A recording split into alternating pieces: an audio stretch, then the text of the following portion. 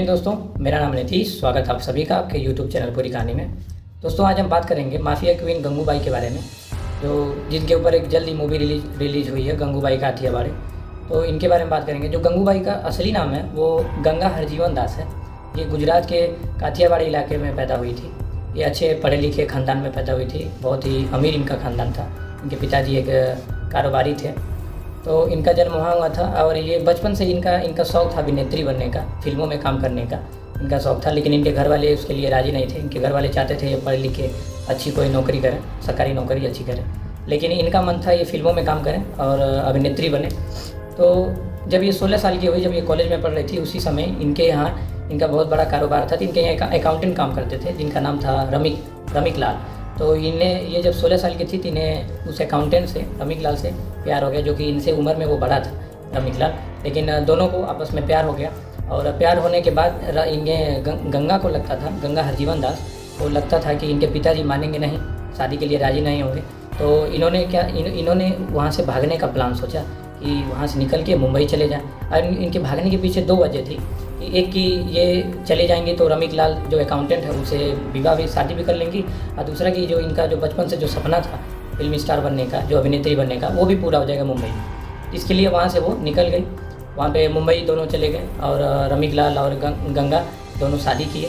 शादी करने के कुछ ही दिन बाद शादी के कुछ ही दिन बाद रमिक लाल एक बहाना करता है अपने पत्नी से, गंगा से, कि मुझे कुछ काम है और मैं मुंबई से बाहर जा रहा हूँ, कुछ दिनों में मैं वापस आ जाऊँगा।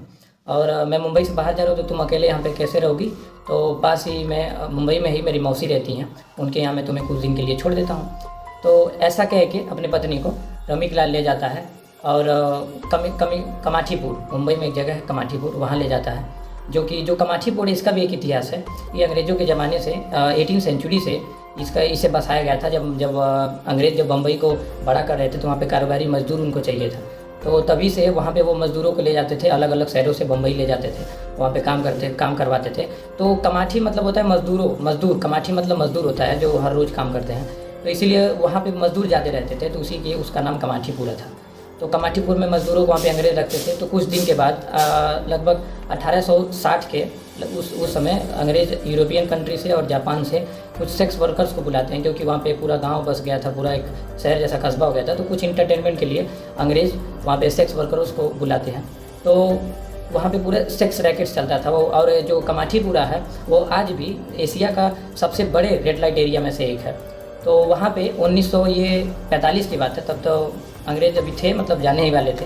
तो 1945 की बात है जब रमिक लाल अपनी पत्नी को गंगा हरजीवन दास को लेके जाता है, मौसी का बहाना करके कमाठीपुर में ले जाता है। वहाँ पे मौसी के यहाँ छोड़ देता है। जिसमें मौसी को छोड़ता, वो मौसी नहीं थी, वो कोठे की मालकिन थी। और रमिक लाल उसे गंगा को 500 रुपये में बेच दिया, जो कि आज के समय से 500 कुछ नहीं है, लेकिन उस समय 1945 में 500 बहुत ज़्यादा था। तो 500 में उसे बेच के वहाँ से चला जाता है। गंगा जो कि घर से भागी हुई लड़की थी, तो घर से भागी थी तो घर भी नहीं आ सकती थी, और फिर वैसे जगह जाके कोई भी लड़की जल्दी वापस आ नहीं पाती। तो वहाँ पे वो रह गई और उसे भी लगा कि उसी का अब उसका भविष्य वही है, उसको वैसे ही वहाँ पे जीना पड़ेगा, वही उसकी हकीकत है। तो वहाँ पे वो रहने लगी, धीरे धीरे रहने लगी। उसका रोज़ हर रोज़ उसका दाम लगने लगा। अलग अलग लोग आते थे, जैसे कि रेड लाइट एरिया में जो होता है वही चीज़ उसके साथ रोज़ होता था। एक दिन क्या हुआ कि वहाँ के जो मुंबई के कुछ डॉन रहते थे, तो उसमें से जो सबसे बड़ा एक डॉन था वो करीम लाला एक वहाँ का डॉन था। तो उसके चेले चपाटे वहाँ पे रोज़ आया करते थे, उस एरिया में रोज़ आते थे। तो एक दिन उस करीम लाला जो वहाँ का डॉन था, उसके एक चेला कोई था, वहाँ पे गया, नशे में था, और वो गंगा का बिना इजाज़त के उसका रेप कर दिया, जो कि गंगा को बिल्कुल पसंद नहीं आया। और उसके दिल में ये बात बैठ गई कि उसके साथ ऐसा गलत काम हुआ है। तो उसके दिल में ये चीज़ बैठ गया। अब वो वहाँ पे जो लोग आते थे उससे बात सुनती थी कि जो ये करीम लाला है वो गुंडा है, डाकू है, लेकिन बहुत ही इंसाफ पसंद आदमी है, वो बहुत ही नेक आदमी है, इंसाफ पसंद आदमी है। ऐसा वो सुनती थी लोगों से कि वो बहुत इंसाफ पसंद आदमी है, उसे बहुत ऐसे चीज़ उसे पसंद नहीं है। तो गंगूबाई, जबकि उसका नाम वहाँ पे रहने से कुछ दिन के बाद उसका नाम गंगूबाई पड़ जाता है, आपको नहीं बताया मैंने। जो गंगा हरजीवन दास जो नाम था उसका, वहाँ पे रहने से, कमाठीपुर में रहने से उसके बाद से उसका नाम बदल जाता है, गंगूबाई उसका नाम पड़ जाता है। तो गंगूबाई ने भी ठान लिया था कि मुझे अब उससे करीम लाला से, जो कि वो माफिया है, उससे मिलना है। वो करीम लाला से मिलने के लिए जाती है और सारी बातें बताती है कि आपके आदमी ने मेरे साथ बिना मेरे मर्जी के मेरे साथ ऐसा गलत काम किया है, मेरा रेप किया है। तो ये बात सुन के करीम लाला को भी बहुत बुरा लगता है, उसे ये पसंद नहीं आता है। अब वो गंगूबाई कहती भी है कि मुझे आप इंसाफ चाहिए, मुझे आपसे ही उम्मीद है। तो करीम लाला उस आदमी को बुलाता है जिसने ऐसा गलत काम किया था, उसी के सामने उसे गोली मार देता है। गोली मारने के बाद वो क्या करता है, गंगूबाई करीम लाला को बहुत ही पसंद करती है। उसके बाद वो उसको राखी बांध देती है, करीम लाला को अपने भाई बना लेती है। ये बात पूरी फैल जाती है कमाठीपुरा में, पूरे मुंबई में फैल जाती है। और इससे जो गंगूबाई का नाम भी बहुत ज़्यादा चलने लगता है कि गंगूबाई माफिया की बहन है, ऐसे है। तो सब लोग उसे डरने भी लगे। और जो माफिया था करीम लाला, गंगूबाई को वहाँ के ये से सब बातें सुन के उसको वहाँ का कमाठीपुर का मालकिन बना देता है कि अब वहाँ का हर चीज़ तुम ही देखोगी, तुम्हारे हिसाब से चलेगा। तो ऐसा अब उसके सामने कोई आवाज़ भी नहीं उठा सकता था, क्योंकि वो माफिया की बहन बन गई थी। तो उसका कमाठीपुरा में उसी का सिक्का चलने लगता था।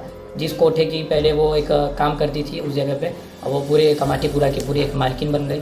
तो मालकिन बनने के बाद वो मालकिन बन गई, और मालकिन बनने के बाद उसका पूरा कमाठीपुरा में उसका सिक्का चलने लगा, और उसके हिसाब से सब कुछ चलने लगा। लेकिन जो उसके साथ ये जो गलत काम हुआ था कि उसके पति ने उसको लेके आए, उसको ज़बरदस्ती वहाँ छोड़ दिया, ये चीज़ उसे बहुत ही खेलता था, ये उसे बिल्कुल पसंद नहीं था।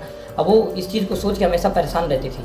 तो जब से वहाँ की वो थी हेड बन गई, जब वो कमाठीपुरा उसके अंदर चलने लगा, तो वो ये चीज़ चाहती नहीं थी कि कोई भी लड़की यहाँ पे आए और ज़बरदस्ती किसी के साथ यहाँ पे कुछ ऐसा हो। अगर कोई लड़की अपनी मर्ज़ी से आ रही है तो वो आए, लेकिन किसी के साथ ज़बरदस्ती नहीं आएगा, किसी के साथ धोखा नहीं होगा। ये चीज़ उसका चलता था। तो धीरे धीरे ये जो गंगूबाई थी, धीरे धीरे ये सेक्स वर्कर से सोशल वर्कर काम करने लगती हैं, सोशल वर्कर बन जाती हैं। और वहाँ पे जितने भी सेक्स वर्कर जितने भी थे, करीबन उस समय 2007 की रिपोर्ट में बताया जाता है कि वहाँ पे कमाठीपुरा में लगभग 2 लाख सेक्स वर्कर थे। तो वो उस समय कम रहे होंगे। तो उस समय उन सभी का देख रेख करने लगी, उनके बच्चों को परवरिश करने लगी, उनको जो अनाथ हो जाते थे उनका भी देख रेख करने लगी, स्कूलिंग करवाने लगी, बहुत ज़्यादा मदद करने लगी सभी का। ज़बरदस्ती किसी को आने नहीं देती थी। अगर किसी को मन करता था कि मैं ये काम को छोड़ के जाना चाहती हूँ तो उसे छोड़ने में भी मदद करती थी, बाद में भी उसकी मदद करती थी, कहाँ पर वो जाएगी, कैसे रहेगी। तो मतलब पूरा सोशल वर्कर बन गई। और 1960 में उन्होंने एक बहुत बड़ी रैली ऑर्गेनाइज की, जैसे कि एक प्रधानमंत्री, एक चीफ मिनिस्टर की रैली होती है, वैसे ही वो सेक्स वर्करों की रैली ऑर्गेनाइज की, जिसमें बड़े बड़े लोग गए। और वह उस रैली में उसने बहुत अच्छा भाषण दिया सेक्स वर्करों के बारे में, उनके हक़ के बारे में, कि वो भी एक इंसान है, उनका भी एक रिस्पेक्ट होना चाहिए, उन्हें भी एक अच्छे नज़र से देखना चाहिए, उनको भी कहीं अगर जॉब करना चाहती हैं, अलग काम छोड़ना चाहती है तो उसका मौका दिया जाना चाहिए। सरकार से जो मदद मिलती है आम लोगों को, वो भी उनको मिलना चाहिए। तो इस सब मुद्दों को उन्होंने उस रैली में उठाया। और उस समय तो टीवी टेलीविज़न ये तो कुछ था नहीं, लेकिन उस समय अखबारों में पूरी बहुत ज़्यादा हर एक अखबारों में गंगूबाई के बारे में छपा, और जो उन्होंने जो कहा वो छपा, बहुत फ्रंट पेज पे छपा। वो पूरा मुंबई में नहीं, पूरे इंडिया में फेमस हो गई। जो कि 1960 के उस रैली के बाद उन्होंने एक प्रधानमंत्री पंडित जवाहरलाल नेहरू से भी उन्होंने मुलाकात की, और पंडित जवाहरलाल नेहरू भी उन्हें आश्वासन दिए कि जो भी आप बात कही हैं सेक्स वर्करों के लिए, उनके लाभ के लिए, वो जो भी कदम होगा सरकार उसे उठाएगी और उनका मदद करेगी। ये बात होती है। तो यही थी गंगूबाई का इतिहास। 1970 आते थे उनका देहांत हो जाता है। तो यही था गंगूबाई का इतिहास, जिस पे एक मूवी भी नई रिलीज़ हुई है। तो ये उनका असली इतिहास है। कैसा लगा आपको जान के गंगूबाई के बारे में, कमेंट करके ज़रूर बताइएगा। चैनल को सब्सक्राइब कीजिएगा। मिलते हैं आपसे अगले वीडियो में। जय हिंद।